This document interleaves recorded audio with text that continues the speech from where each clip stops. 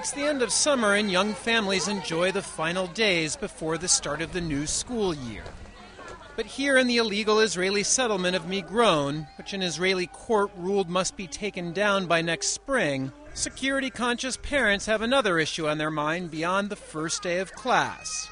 Namely, the Palestinian Authority's bid to win recognition of an independent state later this month at the United Nations. The big fear is based on the frustration the wider Palestinian public faces because their rulers are promising them a lot and nothing will come of it, Migron resident Itai Harel tells us. And that frustration, that will burst out and will somehow get back to us. Earlier this year, thousands of Palestinians and their supporters attempted to storm into Israel from Lebanon and from Syria into the Israeli-occupied Golan Heights. Israeli soldiers opened fire and dozens of protesters were killed in what many in Israel viewed as a dry run of what could occur in September.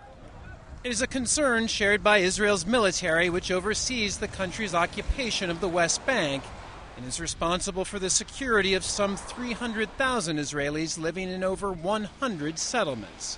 To that end, the military acknowledged this week after a report by the Israeli newspaper Haaretz that it had been training settler first response teams and that it was, quote, devoting great efforts to training local forces and preparing them to deal with any possible scenario.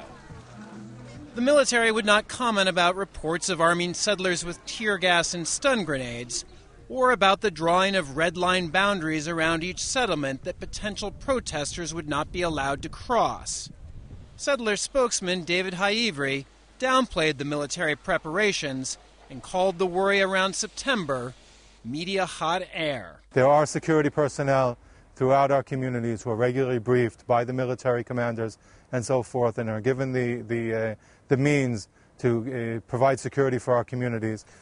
But back in Migron, where settlers are fighting their own government to stay in their homes, some see a silver lining in the possibility of a September storm. The government is up against what's in September, so they can leave us alone for a few more months. But for most, trouble in September is something they are looking to avoid.